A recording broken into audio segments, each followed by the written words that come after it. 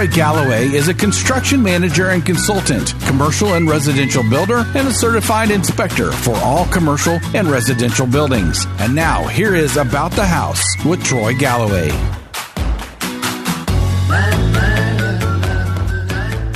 Hello, folks. Welcome back to About the House, your audio university of knowledge on everything about your home, from construction to maintenance to remodeling, even real estate and investing. And you also have a forever library with our podcast on each and every subject we've aired. You can find all our podcasts to our webpage, GallowayBuildingServices.com. This is the most informative show of its kind right here on the Powerhouse at The Answer. This is Troy Galloway, your humble host, owner of Galloway Building Services. Just like the show, we are one of a kind. There isn't another company in the Midwest that provides the unique services we do every day. We help people with construction consulting, so if you have any questions about your construction project, if it's being done right, give us a call. We also do new construction and remodeling inspections, commercial and residential inspections, as well as construction conflict and resolution, expert witnessing if you ever get caught in any kind of litigation work. And we have been doing this now in the Midwest for over 35 years. I got 42 years in the industry. And our motto is, we're here to make sure you're getting what you paid for. Your job's being done right, and you're not getting ripped off. Give us a holler. Galloway Building Services, 636-394-3112. Before we get started here, I want to thank one of our premier sponsors, J&H Properties, real estate broker agent, large enough to handle all your home buying and selling needs, and yet small enough to be sensitive, always being there whenever you call. Never getting passed off to somebody you might not even know. You know, buying and selling your home is really stressful, and it's just great to know you have somebody in your corner that's always there for you, someone you know personally to help you. So give her a call now, J&H Properties, 314-602-4835. 314-602-4835. I'm really excited today about our special guest here, and he's a master electrician. And this is a subject I've been asked to bring on and share with everybody on the air several times. I've known this fella for several years now. Actually, he helps me. We do, as you know, I said we do expert litigation and any kind of construction inspections. He takes care of all of that for us. Also, if I get in any kind of big industrial commercial inspections, this fella takes care of all of that too. And now you're going to think he's just a great guy because I like him because of his first name. And I say he's got an awesome first name. And let me introduce my good friend, Troy Exler. How are you doing, sir? Welcome to the show. Really good. Thanks for having me, Troy. And so tell us a little bit about your company, how long you've been in business, and, a little bit of background real quick. Well, I've been in the trade for over 30 years, and we formed our company in January of 2013. We've been working hard, keeping good clients, doing the work we need to do for them, and keeping them happy. Well, I know everybody I've ever referred you to, which we refer you all the time, they always are tickled with you, and they love both you and your partner. So let's jump right into the questions, because I've had a lot of people ask me a few of these things, and here is one that and I'm sure, Troy, you get asked the same question. GFCI versus GFI. What are they? First, tell us a little the history about how they come about and what they even do, and what's the difference between the two? Well, actually, there's not much difference between a GFCI and a GFI. They're basically the same product, just with a little different initials. GFCI stands for Ground Fault Circuit Interrupter, and the GFI is Ground Fault Interrupter. What they did was they needed a way to protect personnel from electric shock. And these came about, they react much faster than a breaker does at about approximately 6 milliseconds is the reaction time for a GFCI. And they do that by detecting ground fault, which is an electrical current from the line to ground. And they trip so fast that you don't even notice it. You can't even feel it. And it's to protect personnel.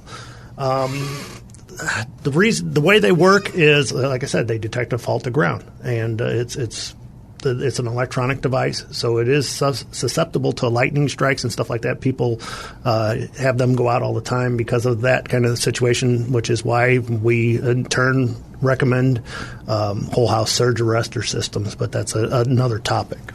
Actually, so I see that sometimes when these folks do their own remodeling or they do their own or house flipping, they'll put a GFCI in each and every outlet close to the water supply. Do you have to do that? Every countertop outlet in a kitchen has to have a kitchen and bath has to have a GFI outlet.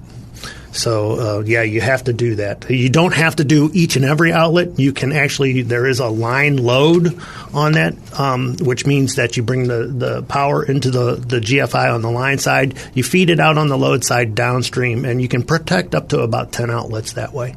Oh, okay. So it's because we catch that sometimes. Of course, I've watched the codes change where there used to only be bathrooms, then they're kitchens, and now they're in the garages, which we'll talk about that. Mm-hmm. But outside, I remember it used to only be bathrooms. So explain. I could figure the wet areas, but outside, if I'm running my power saw, would it flip if I'm standing in moisture out there? You know how carpenters got to be out there working in damp weather.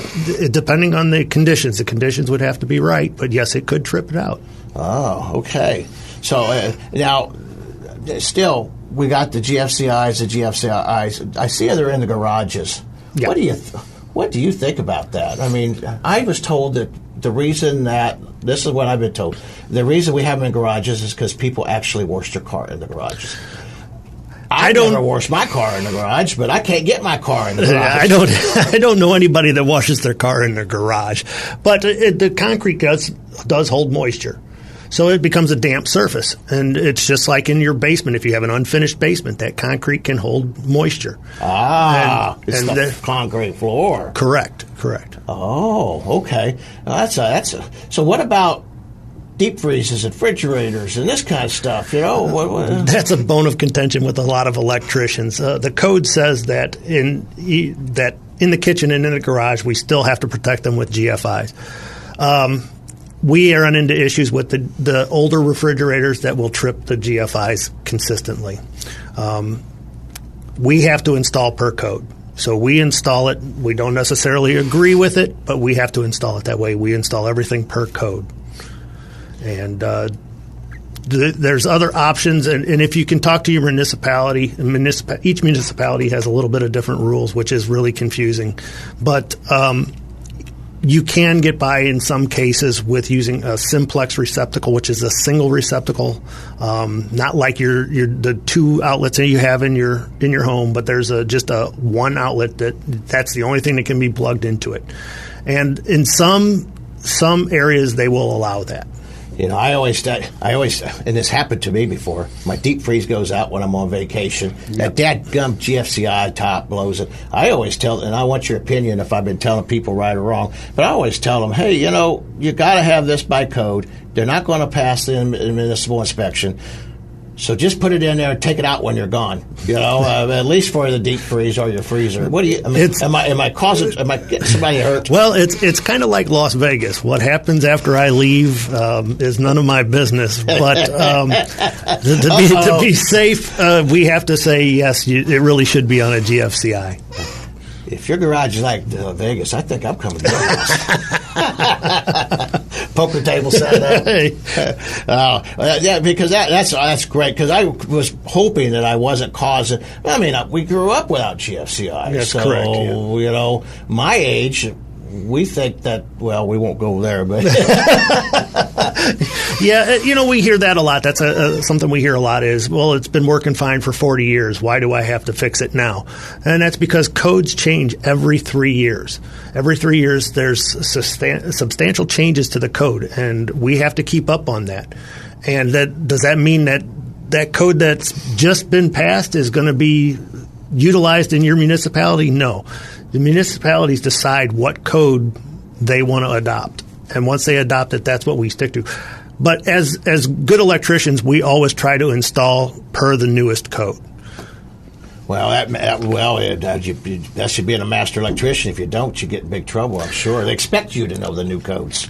Correct, they do. But like in St. Louis County, I think we're still operating off of the 2014 code, not the 2017 code. Well, we want to jump into that a little bit later, too, because I did want to talk about permits and things like that as we go along. But we're going to be ready to wrap up this segment here, Troy. Ain't that such an awesome name, Troy? I love it. And this is your humble host, Troy Galloway, Galloway Building Services, and we will catch you on the other side. Please can't stay with us because Troy and Exler got a whole bunch more great info for us. And you're just going to find the show just gets better and better as we go along. Thanks, guys. See you on the other side. Sponsored by Troy Galloway and Galloway Building Services, your top choice for professional home inspections in the St. Louis area. GallowayBuildingServices.com.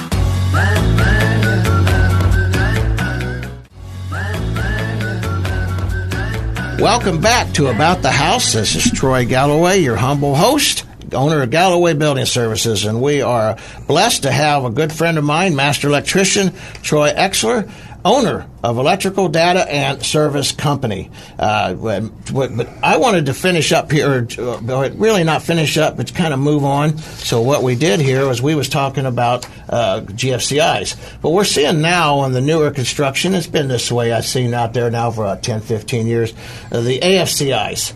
And explain to people what they're supposed to be doing, because this is the one question I get asked a lot. And because they don't understand what's happening, and they don't understand where's the button on the switch. Right. The arc fault circuit interrupters are exactly what they say. They detect an arc fault. Arc fault. Help out. Okay. If you got a frayed extension cord and you've got some sparks going on there, that this is to prevent fires. So the GFI protects people. The arc faults protect your personal property. So this protects from fires. That's what the big thing is there. It detects the sparks, the arcs is what we call them, between, say, your frayed cords, different things like that. Say you're vacuuming and suck up your cord in the vacuum cleaner and it shreds it up a little bit. And that arc fault is going to trip before that spark can ignite anything. Why are we putting them in the bedrooms? Code is now requiring us to put them in any living space, living rooms, dens, bedrooms, everything with the exception of kitchens. And that's because we use GFCIs in the kitchens. Now, you can use an arc fault and a GFCI on the same circuit. You have that option. Actually, they make a device that's an AFCI GFCI. And the difference is that the AFCI GFCI does not react as fast as the GFCI to a ground fault. Instead of being 6 milliseconds, it's 30 milliseconds. So there's a little bit of variation in time react, but they can make it easy for you to install in your kitchens and bathrooms if you want to do that and to protect it. But where we're mostly seeing them is living spaces. Again. Now they're in all living spaces. Yes, sir. Instead of okay. I did not know that. I've seen them in the bedrooms. But yes. That's how they started off, but now code is saying that we need to put them in all living spaces. So here's the question. Everybody's asking. I don't see it. Where's the button? The button is down in your panel. These are replacements for your breakers. All right. These are just like a breaker. They're very similar to a GFCI breaker if you've ever seen one of those. They have a test and a reset button on them. The GFCIs do. The breakers have a test button on them, but just like you would reset your regular breaker when it trips, that's how you would reset your arc fault breakers. So if they have power go out, they shouldn't flip the switch or the breaker like we used to. Go down there to see if it hits the button first? Well, the button is a test button because you should be testing your breakers, whether they're arc fault, regular, or GFCI. You should be testing them and operating them at least once a month to make sure that they function properly. You know, which brings me to a question, too. Now, we're catching a lot of old boxes, bad boxes. There's some boxes that's got a horrible reputation. help us out here. Share with everybody what about these, because I know this is something really everybody wants to know. Well, the one they're going after and have been for quite some time is the Federal Pacifics, and we used to call them welding panels. Because all Federal Pacifics? All Federal Pacific panels, especially residential panels. We refer to them, like I said, as welding breakers because sometimes they just will not trip no matter what you do to them. And so the insurance companies have deemed that these are a fire hazard. So you're seeing a lot of insurance companies that won't even touch a house that has a federal panel in it. So that's why a lot of them are being replaced. The same is true for the Zinsco panels or Sylvania panels. And one of the big problems with those two panels is they have an aluminum bus, which is subject to heat change and can cause loose connections within the panel itself. Aluminum bus. Oh, well, this Federal Pacific box, if they're so bad, how come they're still out there on the market? They're not on the market in the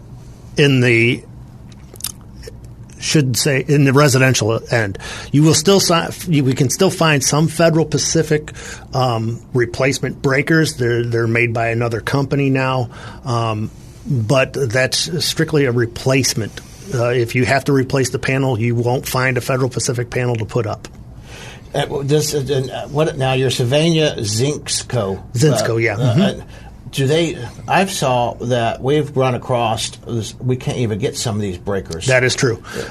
We can find them, but most of them are either used, which we don't like to put used ones in except in an emergency if we have to. But you can find them refurbished, and they are acceptable to be used refurbished. They just have to be marked refurbished. Because I always tell everybody, well, these older boxes like that, you might not even be able to find the breakers for this. You're best to find an old electrician like Troy. An old electrician like Troy that's actually been holding these back and got a stash of them because they can help you. We keep them. It's in an emergency. Again, we don't like to use used breakers because of the hazards or potential problems that you may have with them. But in order to get some people up and running, we will use them at times. But we always recommend replacing an entire panel at that point. What's your favorite box? Oh, boy. We actually use an Eaton panel quite a bit because the breakers are inexpensive. They're readily available. If you want a high quality panel, Eaton is a good panel. If you want to take it a step up, Square D is a very good panel. Actually, most of the panels you see out there, GE, the Eaton panels, the Square D panels, those are all really good panels. Because of the old fuse boxes that we have, I have seen where they have used the fuse boxes right alongside of the breaker boxes. That just somehow it doesn't make sense. No, it doesn't, and we wouldn't do that. What we would do is combine all of that into one new panel. That's the best way to do it. You eliminate all the potential problems with the older systems and just put it all in a new system and be happy that it's all new. You don't have to worry about it. Yeah. When did they start really getting away from, because I do get asked this and I don't know, when did they start getting away from the fuse box? I know why we did, but...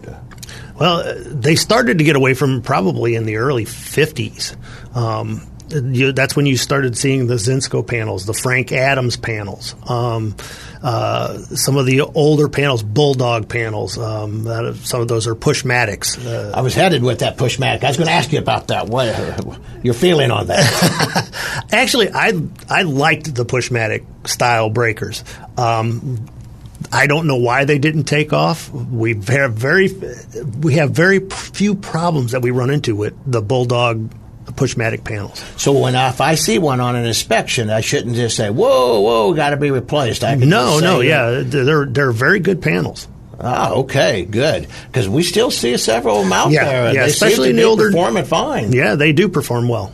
That's great. I would like to. Well, we'll probably have to catch that on another show because I wanted to speak to you about water getting into how's that water coming into our breaker box. But I realize you're going to have to come back because there's just tons of questions. But so sub-panel boxes, real quick. Like, why would we use a sub-panel box along with our breaker box? To give us more space. A lot of times.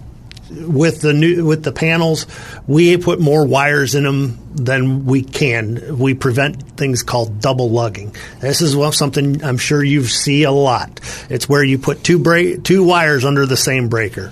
Mm-hmm. And the breakers actually have to be rated for that. And even then, most municipalities will not accept a double-lugged breaker. I didn't even know that you could even have one rated for it. I just thought, I was always told to call them. And so that's what I've been doing. Square D, actually, if you look at the breakers, they have a square terminal. I've seen that. And that is actually rated for 2 wires. Again, your inspectors will most likely fail it for that. But just so you're aware, it is rated for that. That's awesome. Well, thank you, Troy. Hey, guys, come on back here. We're leaving this segment. We got Troy Exler on here with Electrical Data and Service Company, and catch us on the other side. Thank you.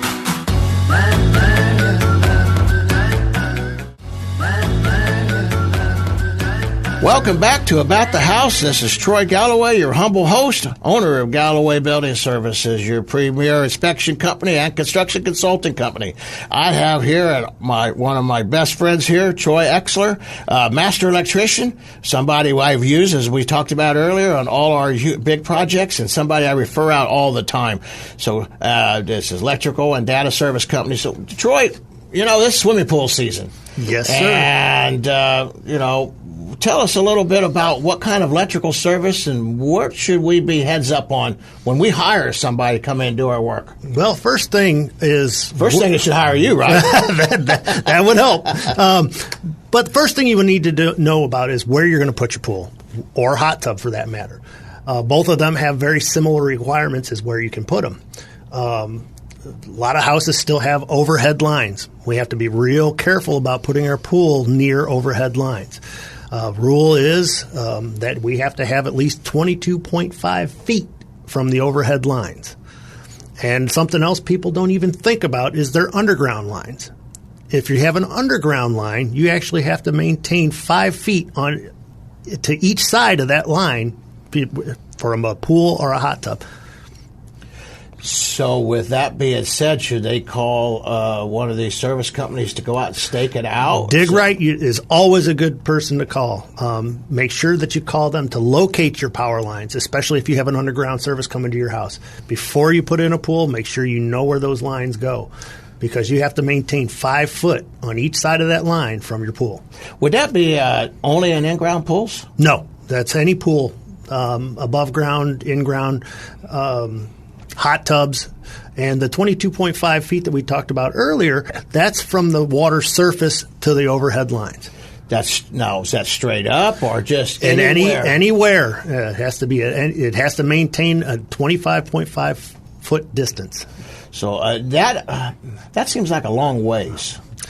Well, if you think about it, when people have an above-ground pool, I've seen people, when they clean their pools, they're using a vacuum with a long aluminum pole on it, and they're standing on top of the rails. Well, when you raise that long aluminum pole up in the air, you can go a long way up, and if you touch them overhead power lines, if there's a problem with the lines, they're a little old, a little frayed, and you could be shaking shaking pretty good and getting a new hairstyle. What about underground then? Is it leaching through the soil? It can. That's one of the things, and that gets into a whole nother aspect of this, which is something that St. Louis County is being very particular about, called equipotential bonding.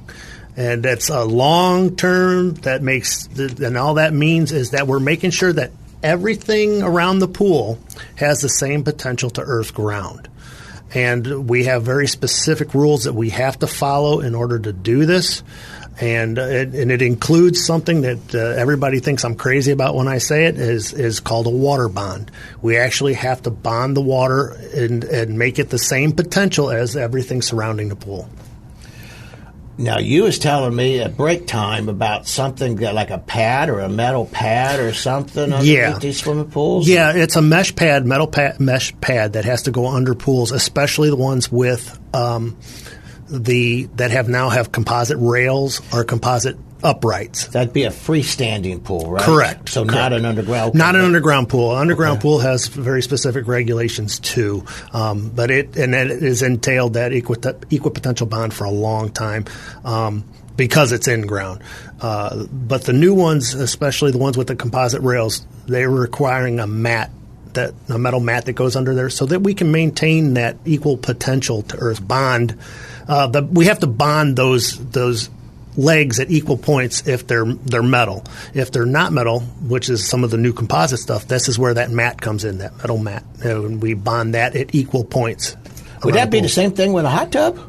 No. A hot tub it doesn't fall under that category because it is normally they have a base underneath them, so they're not in contact. The tub itself is not in contact with the earth, where your liner of your pool is in contact. And so if you get a leak in the liner and you have water forming under there, now everything is connected. All your earth is connected to that water. So we make sure that we bond that water as well.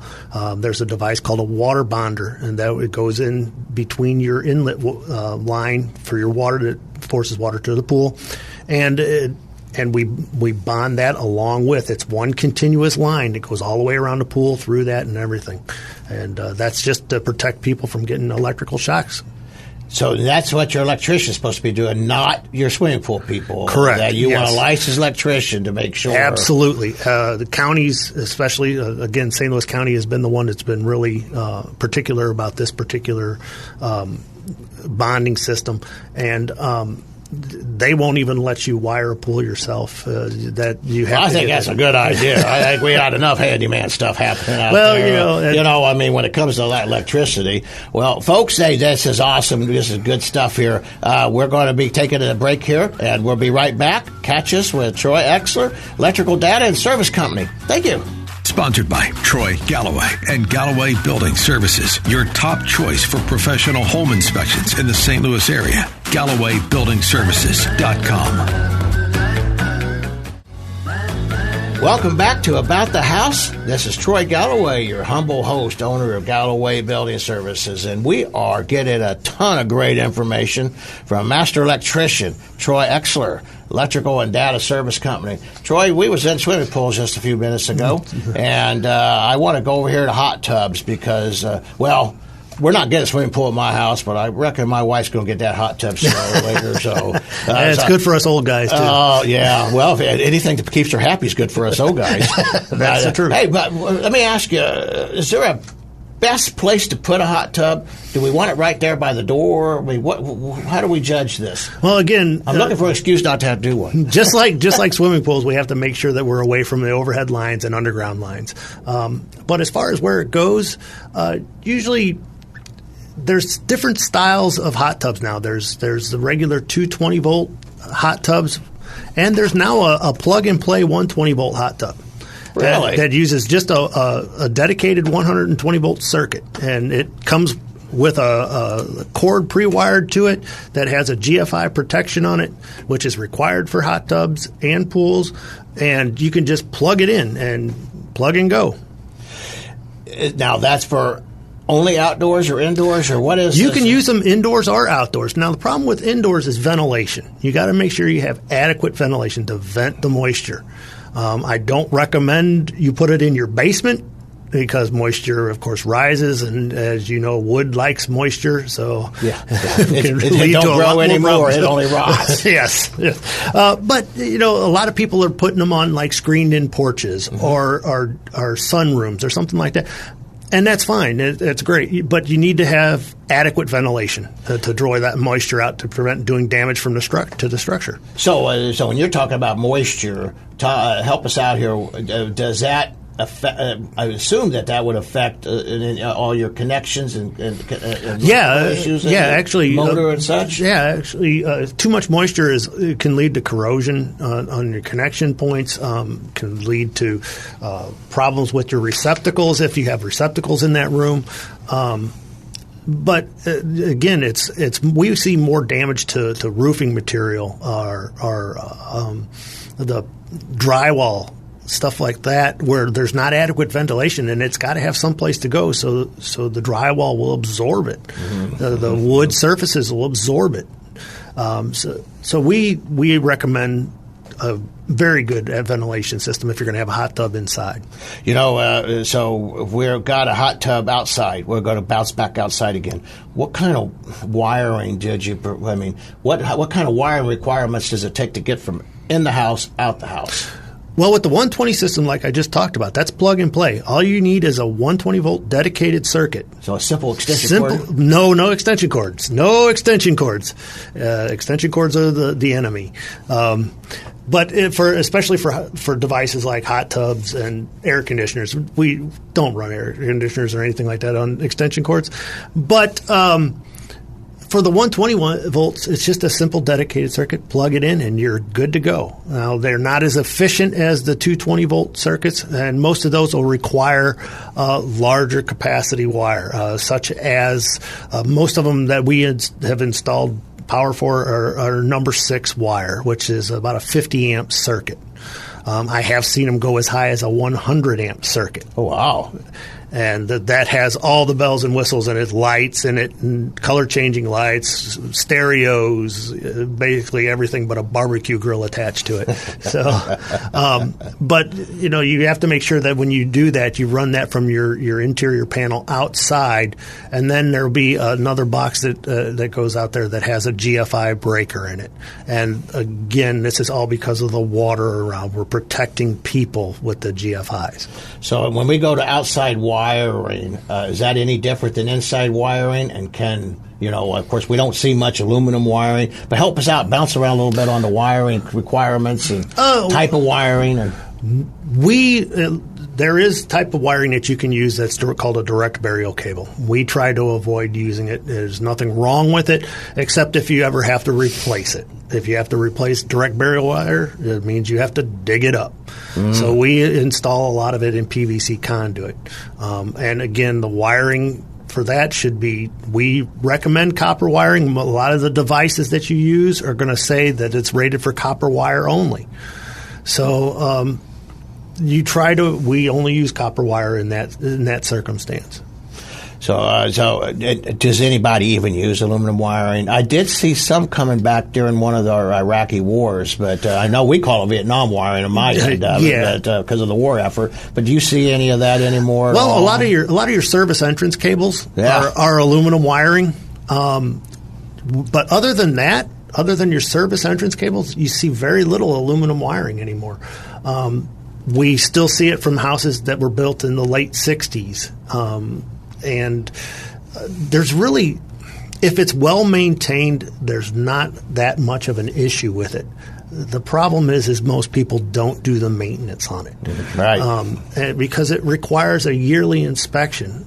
We do a yearly inspection on several houses that we know, customers that we have that have aluminum wiring, and we will go in. We make sure that all your panels are tight. All the panels have tight connections in them. We want to make sure that aluminum is tight because it expands and contracts at a different rate than copper, and it can loosen itself up. So we make sure that's tight, and we'll do random checks of the outlets in the house, and we keep a record of what we've checked and what we haven't. So the next year when we go back, we're not checking the same outlets. We're going to have a whole program just on wiring because I think that's one of the most places we know the least about. Well, folks, we're getting ready to step out of this segment, and we are with Troy Exler with Electrical Data Service Company. Thank you.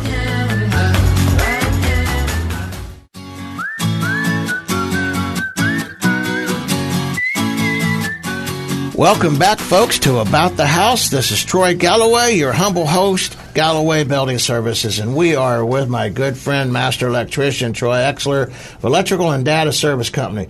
And Troy, I know we're coming to the end here, but I did want to touch base on LED lighting, because this is for me, I think it's some of the most awesome stuff. But jump in here, tell us about why it works, what's good about it, and if there's anything bad.